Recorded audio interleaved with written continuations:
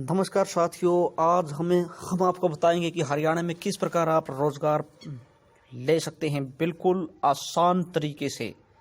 तो साथियों, अब हुआ और भी आसान हरियाणा में रोजगार पाने का, और वो भी सटीक और सत्यता के साथ। आज हम आपको बताएंगे कि हरियाणा सरकार ने हरियाणा कौशल रोजगार निगम पोर्टल शुरू किया गया है, जिसके माध्यम से डीसी रेट, कॉन्ट्रैक्ट बेस जो कर्मचारी लगते थे, आज तक हमें पता नहीं चलता था। अब गवर्नमेंट ने ऐसा पोर्टल बना दिया है कि हर एक व्यक्ति को पता चलेगा कि डीसी रेट की वैकेंसी कब आएंगी, कॉन्ट्रैक्ट बेस की कब आएंगी। तो सारी की सारी नॉलेज आज हम आपको अच्छी तरीके से बताएंगे। तो लगातार आप बने रहिए हमारे चैनल के साथ। बिल्कुल सटीक और सत्यता के लिए जाना जाता है हमारा चैनल। तो साथियों, आइए करते हैं शुरुआत। बताते हैं आपको कि क्या वो तरीका है जिससे हरियाणा में आप बिल्कुल आसान तरीके से भर्ती हो सकें। जी हाँ, बिल्कुल सही सुना आपने। सरकार ने एक नई नीति तैयार की गई है। अब आपके लाडले को भी मिल पाएगा बेहतरीन रोजगार।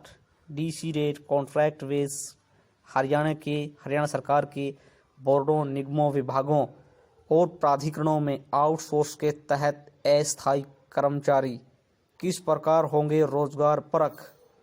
क्या नौकरी लग पाएंगे गरीब परिवारों के बच्चे? क्या नौकरी में हो पाएगी सटीकता? इतने अंक मिलेंगे, किस प्रकार मिलेंगे? नौकरियों में कैसे होगा सिलेक्शन? एक बार हमारे चैनल को पूरा देखो, समझो और लाइक सब्सक्राइब कीजिए, ताकि कोई भी नई अपडेट हम आपके पास सबसे पहले पहुंचा सकें।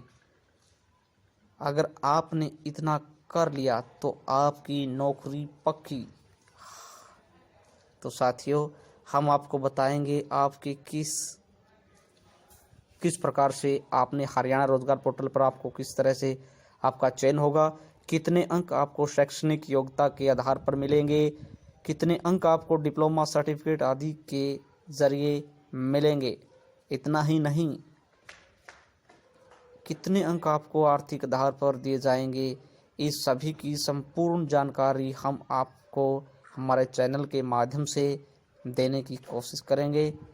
और अगर आप चाहते हैं कि इसी प्रकार की सत्यानिष्ठ, सत्यपरक, सटीकता से भरपूर जानकारी आपको मिलती रही, तो आप नीचे सब्सक्राइब का बटन दिया हुआ है, उसको सब्सक्राइब कीजिए, लाइक कीजिए, शेयर कीजिए, ताकि कोई भी नई जानकारी सबसे पहले हम आप तक पहुंचा सके। तो चलिए शुरू करते हैं अब। तो चलिए शुरू करते हैं कि किस प्रकार से हरियाणा में आउटसोर्सिंग के तहत कौशल रोजगार निगम किस प्रकार नियुक्तियां करेगा, और कितने अंक आपको आउटसोर्सिंग पॉलिसी 1 के तहत मिलेंगे, और कितने अंक आपको आउटसोर्सिंग पॉलिसी 2 के तहत मिलेंगे।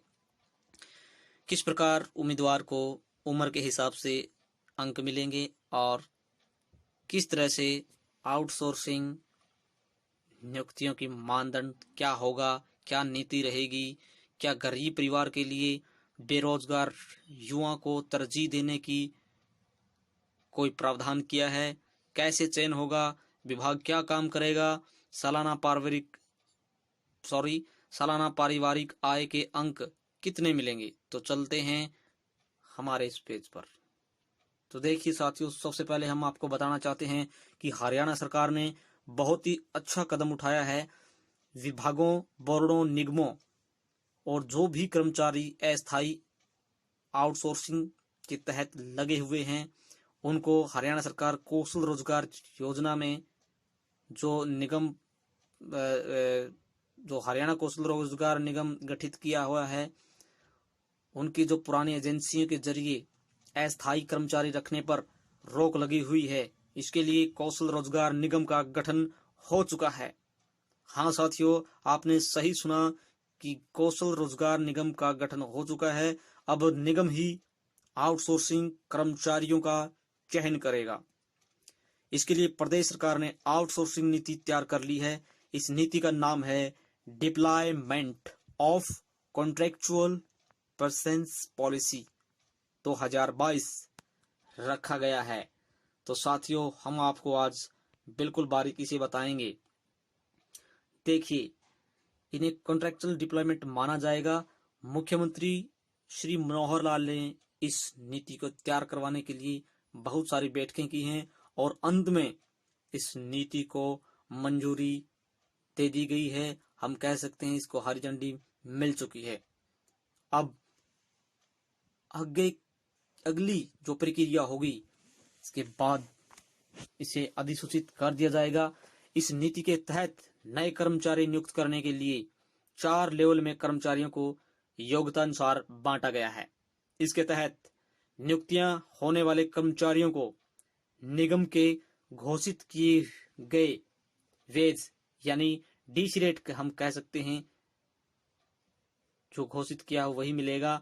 जो कर्मचारी आउटसोर्सिंग पॉलिसी 1 और 2 के तहत लगे हुए हैं, उन्हें नुकसान हो सकता है, क्योंकि इस नीति की अधिसूचना जारी होते ही उनका पुराना एजेंसियों के साथ हुआ कॉन्ट्रैक्ट अवधि पूरा होते ही समाप्त हो जाएगी और नया कॉन्ट्रैक्ट नहीं होगा। पुराने कर्मचारियों का डाटा कौशल रोजगार निगम के पोर्टल पर आयात किया जाएगा, यानी ऑटोमेटिक से अपडेट कर लिया जाएगा। आउटसोर्सिंग नीति भाग 1 और पॉलिसी 2 के तहत लगे मौजूदा जो इस समय लगे हुए हैं कर्मचारियों को अगर निगम के घोषित वेज से ज्यादा मिल रहा है तो निगम के जरिए रखे जाने पर उसकी वेतन कम हो सकते हैं। इस नीति में प्रावधान किया गया है कि उन्हें निगम के डीसी रेट ही मिलेंगे। मुख्यमंत्री परिवार उत्थान योजना के 50 अंक इस तरह से मिलेंगे, हम आपको अभी बता रहे हैं। तो लगातार हम आपको अच्छी सटीक जानकारी देते रहेंगे। तो हमारे चैनल को सब्सक्राइब कीजिए, लाइक कीजिए, शेयर कीजिए, ताकि हम पावरफुल नॉलेज आप तक जल्द से जल्द पहुंचा सकें। तो साथियों, आइए देखते हैं मुख्यमंत्री अंत्योदय परिवार उत्थान योजना के 50 अंक कैसे मिलेंगे। जिस उम्मीदवार का परिवार मुख्यमंत्री अंत्योदय परिवार उत्थान योजना यानी MAPUY से संबंधित है तो उसे 50 पॉइंट मिलेंगे। उम्मीदवार का रोल क्या होगा? निगम की तरफ से किसी विभाग या संस्थान से नियुक्ति किए व्यक्ति को निगम और विभाग की सभी शर्तें माननी होगी। नियुक्तियों की यह अवधि पूरी होने पर एंगेज किया व्यक्ति अपने आप रिलीव हो जाएगा। अगर उसकी अवधि संबंधित विभाग की तरफ से बढ़ाई नहीं जाती, अगर उसकी अवधि नहीं बढ़ाई जाती तो उसे विभाग की तरफ से प्राप्त होने वाले आग्रह के लिए नया उम्मीदवार माना जाएगा। एंगेज अवधि समाप्त होने पर नियुक्तियां किसी व्यक्ति किसी भी प्रकार से लगातार बने रहने या किसी अन्य प्रकार के लाभ के लिए पात्र नहीं होगा। नियुक्तियां पाने के लिए उम्मीदवार की योग्यता और शर्तें क्या क्या होगी देखते हैं। जॉब रोल क्या होगा? उम्मीदवारों को सरकार में सामान्य प्रशासन विभाग की तरफ से समय समय पर अधिसूचना किए जाने वाले जॉब रोल सूची अनुसार नियुक्त किए जा सकते हैं। उम्र का क्या सर्कुलर रहेगा? देखिए, इस नीति के तहत एक जॉब रोल पर एंगेजमेंट के लिए न्यूनतम उम्र 18 साल होगी, मगर ऊपर की कोई सीमा नहीं होगी। किसी संस्थान या विभाग में केवल एक के जॉब रोल के लिए अधिकतम 60 साल और शेष जॉब रोल के लिए 58 साल होगी, बशर्ते अच्छा स्वास्थ्य और फिटनेस हो। फिर भी एक रिटायर कर्मचारी को नियुक्ति करते समय अधिकतम उम्र सीमा लागू नहीं होगी, बशर्ते मेडिकल फिटनेस हो। योग्यता जॉब रोल के लिए आवश्यक शैक्षणिक योग्यता तय की जाएगी। अनुभव, जॉब रोल के लिए अनुभव आवश्यक किया जा सकता है, अभी तक कंफर्म नहीं है। निगम का रोल, निगम संबंधित विभाग की जरूरत के मुताबिक कॉन्ट्रैक्ट आधार पर एक बार में अधिकतम 1 साल के लिए मैन पावर नियुक्त करेगा। नियुक्त करने की प्रक्रिया निगम के निर्देशक मंडल की तरफ से लिए गए निर्णय के अनुसार सर्कुलेट करेगा। निगम योग्य उम्मीदवार के नाम की सिफारिश मेरिट लिस्ट के अनुसार संबंधित विभागों संस्थानों को करेगा। तो साथियों, अब हम देखते हैं कि किस तरह से आउटसोर्सिंग पर जो लगे हुए हैं उनकी नियुक्तियों के क्या मानदंड रहेंगे।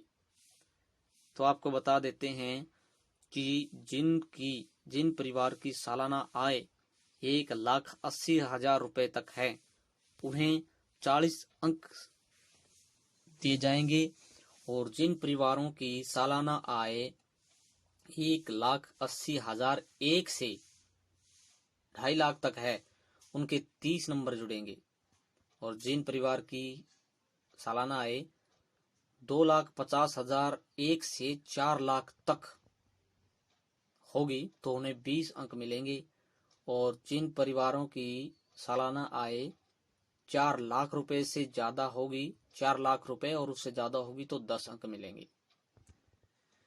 तो साथियों, ये तो थे जो पारिवारिक आय है उनके हिसाब से जो अंक मिलेंगे, इन्हीं और भी अंक मिलेंगे जिनके अनुसार आपका इस पोर्टल के माध्यम से चयन होगा, तो हम आगे भी बताते रहेंगे। अब देखिए, उम्र के हिसाब से कितनी उम्र को कितने अंक मिलेंगे वो भी देखते हैं। देखिए साथियों, यहाँ 18 से 24, जिसकी उम्र 18 से 24 के बीच है उनको 5 पॉइंट मिलेंगे, और जिनकी उम्र 24 साल से लेकर के 30 साल तक है तो उनको 10 अंक मिलेंगे, और जिनको 30 साल से लेके 36 साल तक हैं उनको 15 नंबर मिलेंगे, और जो 36 साल से 42 साल तक हैं उनको 10 पॉइंट मिलेंगे, और जो 42 साल से ऊपर हैं उनको कोई भी नंबर पॉइंट नहीं मिलेगा। तो अब देखते हैं कि शैक्षणिक योग्यता के 20 अंक कैसे मिलेंगे, यानी कि पढ़ाई के हिसाब से 20 अंक कैसे मिलेंगे। जिन भी पोस्ट के लिए कोई स्किल नहीं होगा, मानते हैं कि भी कोई डिप्लोमा डिग्री नहीं मांगा होगा, अगर किसी व्यक्ति के पास एनसीसी या एससीसी एनएसक्यूएफ सर्टिफिकेट या आईटीआई पास सर्टिफिकेट वगैरह हैं तो उनको 20 अंक मिलेंगे। इसका सीधा सीधा अर्थ ये है कि अगर आपने आईटीआई कर रखी है और कोई जॉब निकलती है जिसमें आईटीआई नहीं पूछी गई है, कोई सर्टिफिकेट वगैरह नहीं मांगा गया है, केवल 10वीं +2 पर आधारित कोई वैकेंसी है, तो उसमें आपको उस सर्टिफिकेट के जो कि एनसीवीटी एससीवीटी का है उसके 20 अंक मिलेंगे। तो आगे देखते हैं साथियों, सामाजिक आर्थिक मानदंड के 5 अंक किस तरह मिलेंगे। अगर उम्मीदवार यानी कि जो अप्लाई कर रहा है फॉर्म वो विधवा हो या आवेदक ऐसा पहला या दूसरा बच्चा हो जिसके पिता की मृत्यु 42 साल पूरे होने से पहले हो गई हो, या फिर आवेदक पहला या दूसरा बच्चा हो जिसके पिता की मृत्यु आवेदक जब 15 साल का था उससे पहले ही अगर उसके पिता की मृत्यु हो जाती है, हो चुकी हो, तो उनको 5 अंक मिलेंगे। तो साथियों, ये तो थे हमारे जो नए उम्मीदवार फॉर्म अप्लाई करेंगे और उनको किस प्रकार से चयनित करेंगे। तो अब हम आपको बताएंगे कि जो पहले से लगे हुए कर्मचारी हैं, कच्चे हैं, जो कर पॉलिसी 1 के तहत लगे हुए हैं और पॉलिसी 2 के तहत लगे हुए हैं, उनके बारे में हम आपको बताते हैं। देखिए, यहाँ आउटसोर्सिंग पॉलिसी पार्ट 1 में लगे कर्मचारी के लिए यह इस प्रकार से प्रक्रिया रहेगी। जिन आउटसोर्सिंग पॉलिसी के तहत जो कर्मचारी लगे हुए हैं जिनकी परफॉर्मेंस संबंधित विभाग या संस्थान संतोषजनक से ऊपर पाएगा, यानी कि जो कर्मचारी अपना काम संतोषजनक कर चुके हैं उससे भी ऊपर जो पाएगा, तो उनका परिवार पहचान जो फैमिली आईडी है पीपीपी, तो पोर्टल का डाटा हरियाणा कौशल रोजगार निगम के डाटाबेस से पोर्ट यानी मंगवा लिया जाएगा, ऑटोमेटिक से डिडक्ट हो जाएगा। दो जो प्राइवेट सर्विस प्रोवाइडर हैं के साथ चल रहे मौजूदा कॉन्ट्रैक्ट एग्रीमेंट किसी भी विभाग या संस्थान की तरफ से बढ़ाया या रिन्यू नहीं किया जाएगा। मौजूदा कॉन्ट्रैक्ट अवधि समाप्त होने के बाद संबंधित प्रशासनिक सचिव की पूरी मंजूरी के बाद निगम को ताजा आग्रह भेजा जाएगा। निगम की तरफ से प्रयास किया जाएगा कि आउटसोर्सिंग पॉलिसी पार्ट 1 के तहत सर्विस प्रोवाइडर के जरिए रखे मौजूदा व्यक्ति को कौशल रोजगार निगम संबंधित विभाग की तरफ से भेजे गए आग्रह पद या उसी जैसे जॉब रोल पर पॉलिसी की शर्तों के अनुसार संबंधित विभाग की सिफारिश पर रखने का प्रयास किया जाएगा। तो अब हम बात करते हैं जो आउटसोर्सिंग पॉलिसी में लगे पहले कर्मचारी के लिए जो पहले प्रावधान किया था उसके बारे में हम आपको बताते हैं। आउटसोर्सिंग पॉलिसी पार्ट 2 में लगे कर्मचारियों के लिए ये प्रक्रिया होगी। आउटसोर्सिंग पॉलिसी पार्ट 2 के तहत रखे जिन कर्मचारियों की परफॉर्मेंस संबंधित विभाग या संस्थान संतोषजनक से ऊपर पाएगा उसका परिवार पहचान पत्र पोर्टल का डाटा हरियाणा कौशल रोजगार निगम के डाटाबेस में पोर्ट किया जाएगा। वित्त विभाग की तरफ से पहले से ही पे स्केल या निगम वेज रेट से ज्यादा फिक्स्ड फेज में मंजूर कर रखे हैं उन पदों को संबंधित विभाग या संस्थान कॉन्ट्रैक्चुअल जॉब रोल में बदलेगा और निगम वेज रेट के उचित लेवल में वर्गीकृत करेगा। संबंधित प्रशासनिक सचिव की मंजूरी के बाद वित्त विभाग से स्वीकृत अवधि तक के पदों के लिए संबंधित विभाग कौशल रोजगार निगम को आग्रह भेजेगा, साथ में स्वीकृति का पत्र और बदले गए पदों का पत्र भी भेजेगा। पहले से एंगेज किए व्यक्ति या व्यक्तियों के उसी जैसे कॉन्ट्रैक्चुअल जॉब रोल के पद पर एंगेज करने का प्रयास किया जाएगा। अगर वह पॉलिसी की शर्तों के तहत योग्य पाया जाता है तो विभाग संस्थान सिफारिश करता है। तो ईज ऑफ एम्प्लॉयमेंट के 10 अंक कैसे मिलेंगे हम अब आपको बताते हैं। अगर उम्मीदवार उसी जिले का निवासी है जिस जिले के लिए जॉब रोल और उसे मिलेंगे 10 पॉइंट। ईज ऑफ एम्प्लॉयमेंट का अर्थ है कि मान लेते हैं आप जिस भी जिले में रहते हैं उसी जिले में अगर कोई नौकरी जॉब पोस्ट वगैरह निकलती है तो उसमें अगर आप अप्लाई करते हैं तो 10 पॉइंट आपने अपने होम डिस्ट्रिक्ट में अप्लाई करने के मिलेंगे।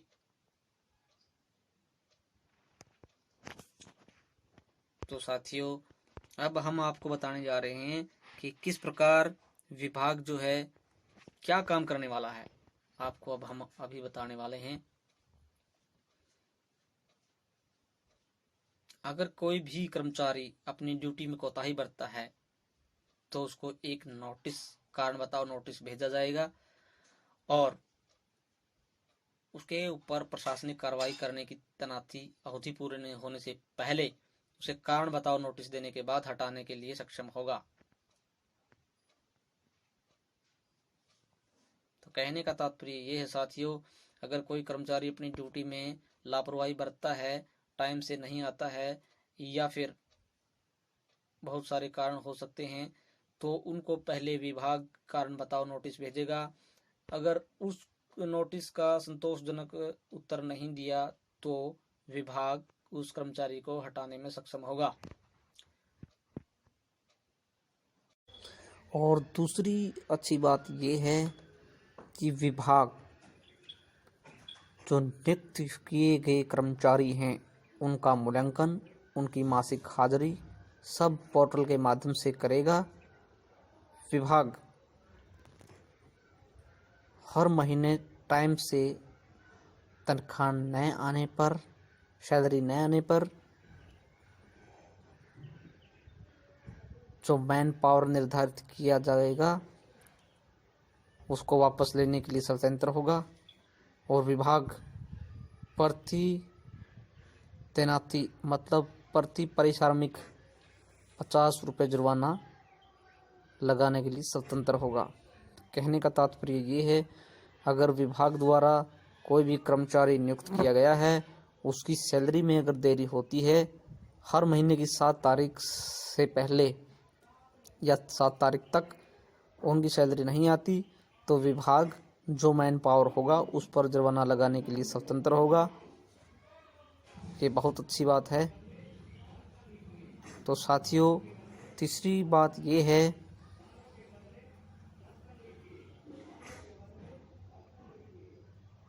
प्रत्येक कर्मचारी जो चयनित होगा वो कैलेंडर माह के दौरान एक दिन के लिए इमरजेंसी अवकाश और एक चिकित्सा अवकाश का लाभ लेने का हकदार होगा। एक कैलेंडर वर्ष के दौरान अधिक से अधिक 10 दिन और इमरजेंसी अवकाश 10 दिनों के चिकित्सा अवकाश होगा। महिला कर्मचारियों को भी मातृत्व लाभ अधिनियम 1961 के तहत स्वीकार्य मातृत्व अवकाश की हकदार होगी। तो साथियों, चौथा हमारा ये पॉइंट है कि अनुभव की अवधि के दौरान किसी भी कारण से तैनात व्यक्ति की मृत्यु के मामले में मृतक व्यक्ति के परिवार को 3 लाख रुपए या सरकार की तरफ से समय समय पर निर्धारित अनुकंपा वित्तीय सहायता का हकदार होगा। यह दायित्व संबंधित विभाग वहन करेगा। 5वां पॉइंट ये है, जो संबंधित विभाग रहेगा जिसमें तैनात मैन पावर के बदले वेतन का 1% सर्विस चार्ज, जिसमें APF, ESI या अन्य कोई लेबर वेलफेयर फंड शामिल है, का भुगतान कौशल रोजगार निगम को करेगा।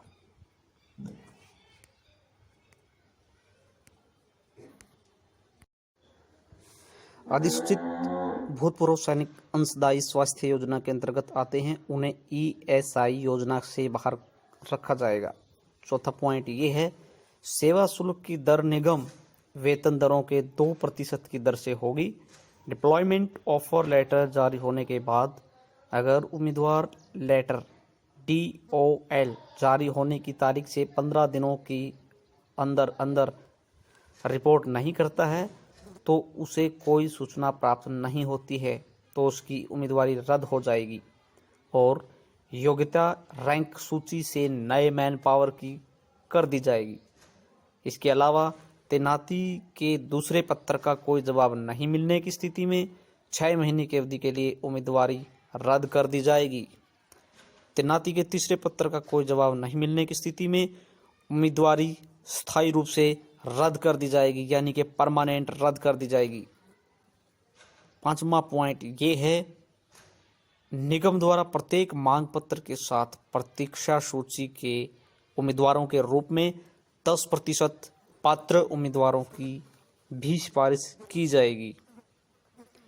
निगम को आकस्मिक परिस्थितियों में मुख्यमंत्री के विशेष आदेशों पर आपात स्थिति में मिले आग्रह पदों के 10% पदों पर अनुकंपा आधार पर तैनात करने का भी अधिकार होगा। यानी कोई अगर इमरजेंसी परिस्थिति हो जाती है और मुख्यमंत्री जी के विशेष आदेशों पर आपात स्थिति में मिले आग्रह के 10% पदों पर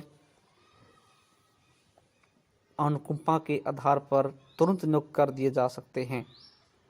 निगम वर्तमान में काम कर रहे व्यक्तियों को वरीयता प्रदान कर सकता है या फिर आउटसोर्सिंग पॉलिसी भाग 1 या 2 या अन्यथा के तहत पहले से ही कॉन्ट्रैक्ट नियुक्ति का अनुभव रखने वाले को उन्हें फिर से तैनात कर सकता है या उसी संस्थान में संतोषजनक रिकॉर्ड पर सम्मान या उस सम्मान जॉब रोल पर जारी रखने की अनुमति दे सकता है। तो साथियों, किस प्रकार से जो उम्मीदवार चयन होंगे उनकी क्या क्या शर्तें होंगी वो हमें कोशिश की है कि बिल्कुल एक एक पॉइंट समझाने की। अगर फिर भी कोई पॉइंट रहता है, कोई भी अगर आपके मन में क्वेश्चन है तो आप कमेंट बॉक्स में जा कर के आप अपना जवाब पूछ सकते हैं। हम कोशिश करेंगे कि आपकी सवाल का जवाब जल्द से जल्द दे सकें। तो साथियों चलते हैं, अब बताते हैं आपको कि जो उम्मीदवार चुन लिए जाएंगे उनके लिए क्या क्या शर्तें होंगी। सबसे पहले देखिए, किसी भी उम्मीदवार का नाम की सिफारिश से पहले निगम एक मांगकर्ता संगठन में तैनाती के लिए उम्मीदवार के नाम पर विचार करने के लिए एक SMS ईमेल के माध्यम से उम्मीदवार की सहमति मांगेगा। यदि कोई उम्मीदवार निर्धारित अवधि के भीतर जवाब नहीं देता है तो यह माना जाएगा कि वह उसे दी गई नौकरी की भूमिका के खिलाफ तैनाती के लिए विचार करने के लिए तैयार नहीं है। साथ ही इसका सीधा सीधा मतलब ये है, अगर विभाग किसी संगठन में किसी भी उम्मीदवार को नौकरी के लिए भेजता है और उसके लिए उम्मीदवार के पास एक मैसेज ईमेल के माध्यम से भेजेगा कि आपने इस कंपनी के अंदर जॉब लगी है, अगर आप करना चाहते हैं तो इसको अपनी सहमति दें। अगर उम्मीदवार सहमति नहीं देता है तो विभाग ये समझेगा कि जिस उम्मीदवार के पास मैसेज भेजा गया है वो इस नौकरी के लिए तैयार नहीं है। तो साथियों, दूसरा पॉइंट हमारा ये है, यदि तैनाती के पहले प्रस्ताव के संबंध में उसकी सहमति के संबंध में कोई प्रतिक्रिया नहीं आती है तो संबंधित उम्मीदवार को 1 महीने की अवधि के लिए और नियुक्ति के दूसरे प्रस्ताव के लिए उसकी सहमति का जवाब न देने पर 2 महीने की अवधि के लिए मेरिट सूची से वंचित कर दिया जाएगा। अंत में तीसरी बार सहमति के संबंध में कोई प्रतिक्रिया न होने की स्थिति में उम्मीदवार को निगम के माध्यम से उसकी तैनाती के लिए 6 महीने की अवधि के लिए डीबार कर दिया जाएगा। साथियों, इसका मतलब ये है, यदि एक बार आपके पास कोई मैसेज भेजते हैं किसी भी पोस्ट के लिए, अगर आप उसको ग्रहण नहीं करते हैं तो दोबारा उसके लिए एक सहमति प्रक्रिया के लिए एक बार फिर से उसके पास भेजेंगे। अगर वो वहाँ नहीं ज्वाइन करता है तो 1 महीने की अवधि के लिए उसको बाहर निकाल दिया जाएगा। और जब दोबारा जवाब मांगेंगे तो अगर तब भी जवाब नहीं देते तो उसको मेरिट सूची से वंचित कर दिया जाएगा। और अगर तीसरी बार भी कोई उम्मीदवार, कोई कैंडिडेट अगर तीसरी बार भी कोई जवाब नहीं देता तो उसे 6 महीने के लिए डीबार कर दिया जाएगा। तो तीसरा पॉइंट ये है कि तैनाती प्रस्ताव पत्र डी ऑल में तैनाती की अवधि और प्रीसार्मिक का विवरण शामिल होगा, यानी कि किस कंपनी में इसकी जॉब, कैंडिडेट की जॉब लगी थी और किस किस कैंडिडेट की जॉब लगी थी, निर्धारित वेतन, ईपीएफ, ईएस, कोई अन्य अनिवार्य निधि, उपकर और सेवा शुल्क शामिल होंगे। इस नीति के तहत तैनात व्यक्ति ईपीएफ, ईएसआई, किसी अन्य अनिवार्य निधि, उपकर के लिए योगदान के अधीन सरकार द्वारा समय समय पर अधिसूचित निगम वेज दर की सूची में निर्धारित राशि के बराबर वेज पाने के हकदार होंगे। हालांकि इस नीति के तहत तैनात भूतपूर्व सैनिक जो भारत सरकार द्वारा